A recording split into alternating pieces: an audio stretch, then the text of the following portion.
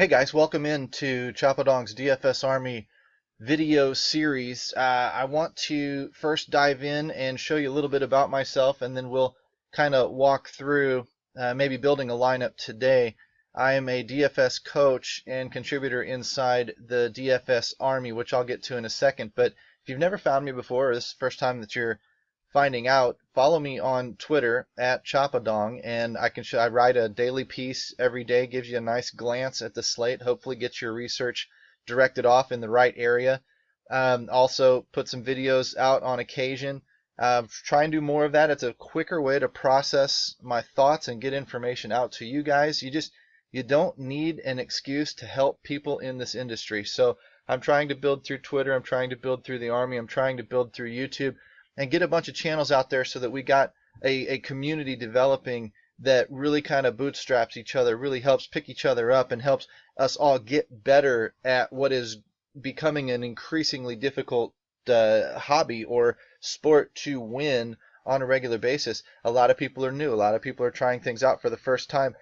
And a lot of us just want to give back. We've learned a lot by a lot of other providers, and we're just trying to give back on our own. So if you like that element, give me a follow and give me a like, a thumbs up, a subscribe on the YouTube channel, the YouTube video, and let's build this thing together. Let's dig in. It doesn't really work well without interaction, so I encourage you, comment, share it, retweet it, whatever you want to do. Let's get this thing out there, and let's build some relationships and really push this thing forward, get to be friends, and let's talk some DFS. Football's just around the corner, so we really need to tear in. You can see I'll post some results. I'll post some things like that. I'll post my buddies' results inside the DFS Army too, as well as some tips and whatnot. That's just kind of what I do. So if you, like I said, want to give me a follow on Twitter, there you go. Inside the DFS Army, this is the link right here that you want to grab. The dfsarmy.com ref 3. And you can see we've got content coming out inside the Army all the time. I don't want this to be a moving advertisement. I just want to show you kind of a little bit of who we are, how we roll. There's a VIP membership tab. We've got our own optimizer, the Domination Station. We've got a strategy tab. Tons of content in there is free. Take a look through it. If you like us, maybe you want to learn more. What we have locked away is a lot of our tools, NFL tab, NBA tab, of course the MLB tab. We know how important weather is, and we've recruited a good friend of mine, Mark Paquette, MLB, or I guess it's DFS MLB weather on Twitter as well. So give him a follow. Give our coaches, and we retweet our names out a lot. So follow our coaches. If you like the community, you'll eventually become a member. I'm not really worried about that. The VIP lineups page I may show you here in a minute. It's a private, locked away premium content, as well as in a lot of cases our tools like our spreadsheets and our boomers bombers type articles, things like that. Let's dive into Let's dive into the lineups page, and let's take a quick glance around, and I'll show you a little bit of what you get, a little bit of taste of what you get inside the Army once it loads up. We've got our projected lineups, and when they release, obviously they go white. We've got conditional formatting from green to red for good matchups, bad matchups. We've got projections. We've got a DFSA grade when it comes out that has actually been really, really good. We've got numbers for the pitchers. We've got Vegas odds. We've got all of this stuff. Now, these are not updated as of yet, but as the lineups get released, these numbers change. The numbers based on the opposing pitcher will change. Maybe his projection will go up a little or down a little based on a different player being in the opposing lineup. So this is a very, very good way to pull together your lineups for that. It's a one-stop shop. You've got WOBA ISO. OB ISO is our own little term where we add on-base percentage to ISO to get you a combination, a sliding scale of who's getting on base and doing so with power. And then, of course, the projections and whatnot. So, if you're a VIP, scan through this thing, use it, pick the green matchups. It's really no more difficult than that. And it's a way to build your lineups on a daily basis. What I'm going to do is I'm going to jump back in, and I want to start with the article that I do on a daily basis, Chin Music. It's designed to direct your research, and let me show you quickly how to use it. Obviously, it got moved because a new article came out, and that's just kind of what we do in the Army. We're trying to cover a lot of sports and do a lot of content all at the same time. So Chin Music, very simply put, is a chart here with the weather. If you see red, you want to kind of dodge the pitchers for sure, and you want to contemplate the bats. You see who's the road team, who's the home team, who's favored in the game. the Vegas odds for the pitchers are going to be basically the money line, and you're wanting, 175 or better. Again, green is good, red is bad. This pitcher and this pitcher are the two favorites on the slate tonight. So we might want to look that direction. Of course, for bats, we want a high over-under total. So we're looking for a 10 and 11 run games that are slated out of Vegas. Vegas does a better job at predicting this stuff than we do. They get paid a lot of money to be correct and to get the bettors going back and forth on either side of the line so they can just take the juice. And so we can use that to our advantage. That's maybe a future video that we might kind of go into, using Vegas to your advantage. But this is just a brief synopsis. I can tell you right now that I want, for my pitcher, I want green here and I want red here, and I don't really see it because, this is a list. So I'm going to have to take some chances tonight. Another thing that I'm going to do when I'm looking at pitchers, I'm going to dig in to some of the stats, and I'm very, very quick at figuring out pitchers and even bats, to be honest with you. But I know that I would want to take my bats maybe out of the Texas-Baltimore game, of course, out of Coors, maybe the Detroit-Kansas City game. These are games that I'm going to maybe be digging into a little bit deeper. Just, this is, like I said, first glance. Maybe I find out it's not worth it, and maybe I think Vegas is wrong today. But most times I'm going to kind of let Vegas guide me. When I go through my pitchers, I pick a couple. I usually pick 3, 4, 5 to give you on a daily basis. Today's slate sucked, so I only gave you 2. I'll go into K-score here in a minute.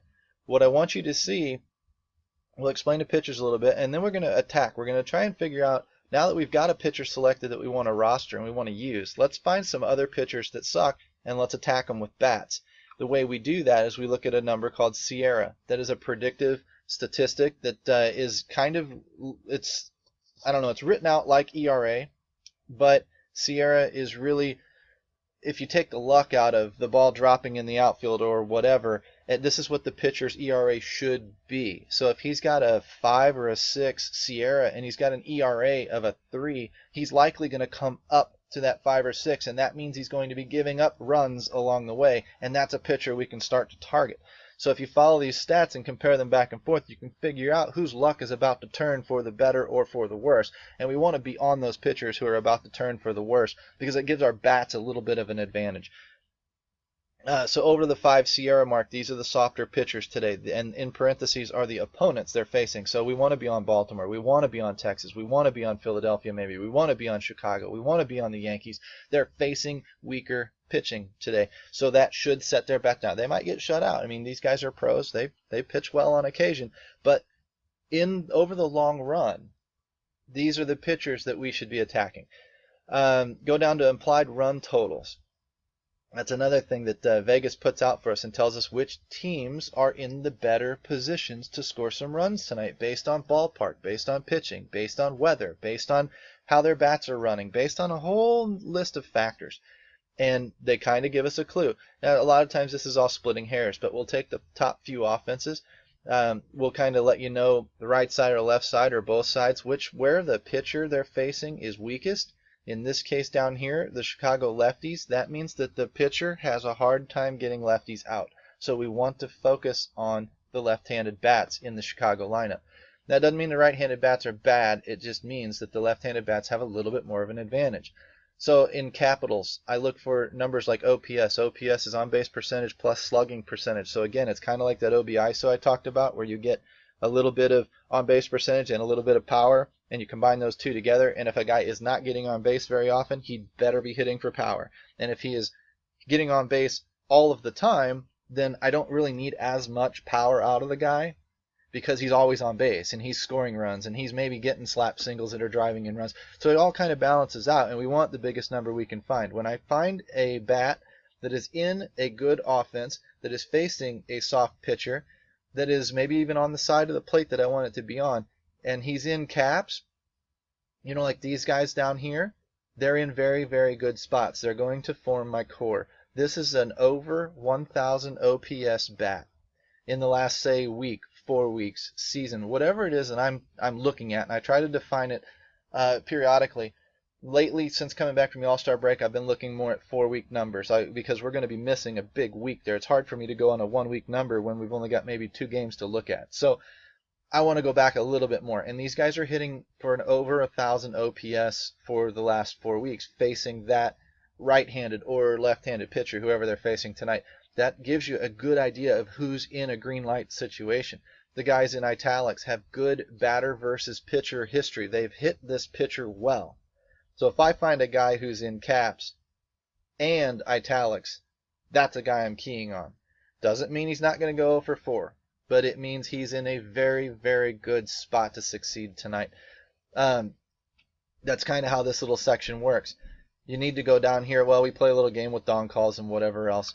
And then the bankroll challenge, there's a video out there on that. So that's a brief nutshell of your slate at a glance. If you want to open up that article and take a peek, you can get an idea of who my core is going to be. So looking at the core, then I will kind of break them down by position. Catchers, first baseman, second baseman, whatever. I want an idea of what, if there are only 2 viable catchers tonight and there are 10 viable first basemen tonight, then I'm not going to worry about first base right away when I start building my lineups. I'm going to dive into catchers first because I'm going to need one of those 2 catchers. And maybe I have to pay up for catcher tonight because they're the only ones in a good spot. And then I can take my value at first base because they're all in a good spot over there. When you start thinking along those lines, your roster construction starts getting fairly flexible. You can build 2 or 3 lineups fairly quickly. You can build one and run it everywhere. It's really up to you, but that's one way to do it. So we'll dig in here in a little bit on how to do that. Let's see. None of these are out yet, but obviously price matters because that's what's going to allow us to find value within a lineup that's going to allow us to roster bigger bats with more upside, if you will. So one thing I found today, if you notice back here in Chin Music, Kyle Schwarber's on the list, right? Kyle Schwarber's on the list, and when I find the Cubs, and the Cubs were on the list as obviously as a premium team to look into tonight. They've got a 9 over/under. They're scheduled to score 5 runs, so they're in a good spot. Teheran was a soft pitcher on the soft pitchers to attack list. So, okay, we got some green lights lining up. When I look at Kyle Schwarber, I like guys that are batting a little higher in the order, but I will take a 6th place hitter when I need to at $2,700 on FanDuel. He's in italics. He's in caps. He's cheap. You pretty much lock him in and go with him. I mean, I don't care about ownership at this point. I'm going to get my opportunities to differentiate out of a list like this. Not everybody's going to be on Colorado. Not everybody's going to be on Baltimore. Not everybody's going to be on Texas. So I don't mind taking a chalk pitcher. I don't mind taking a chalk value bat. I don't mind doing that in a lot of cases because I'm going to still differentiate elsewhere. If you don't believe me, start tracking your own contests and your own GPPs and start figuring out what you have to do to get a unique lineup. And you're going to find out that no matter what you do, nobody's tying you. These contests are too big. Let's jump over and let's start picking on some bats. I like Lance McCullers, so I usually start by throwing my pitcher in there first. If you wanted to step down, you can step down to a couple of guys. Now, catcher. There were only one of the ways that we can do this is we can start kind of towards the bottom. And we can start taking some of the catchers down in here. Who's the cheapest catcher that I could live with? Gaddis is a pretty good one at times if he's running fairly hot. Really and truly, I only had one catcher on my list today that was really worth much, and it was Contreras. So that's just where I'm starting. I know that when I dig around and look for value, like let's go take, since we're mini stacked already with Contreras, let's throw Schwarber in there because we know we wanted to use him. And now we're sitting like with the 4-hole and 6-hole hitters in a lineup that's scheduled to do fairly well. These guys are set up. If you wanted to throw Rizzo in there, you want to throw Addison Russell in there, or whatever, go for it. Complete your stack. But if you want to bounce around a little bit more, you might, I know that what I liked, one of the lineups that I liked a lot was Texas because I've got 1, 2, 3 guys that are playable that are in italics. They've got good BVP history against the pitcher. So I'll probably go ahead and I'll slap Napoli in there. And I'll throw Andrus in there. And I'm not really worried about value yet because I've got one value bat locked in with our buddy Schwarber. So where'd Andrus go? There he is. I hope I don't run out of time. I'm getting down on to about 15 minutes here. That's usually about where I cut my videos off. And then Beltre, honestly, I think he's in the best spot practically today. So I'm watching my salary here. Now, I've still got some room to play. I've got a couple of outfield spots, and I've got second baseman. A lot of people will pay down at second base because they want to punt the position. I don't know who you're going to punt it with today. Scope's in a pretty good spot, but nobody cheaper than him. Merrifield 3,100.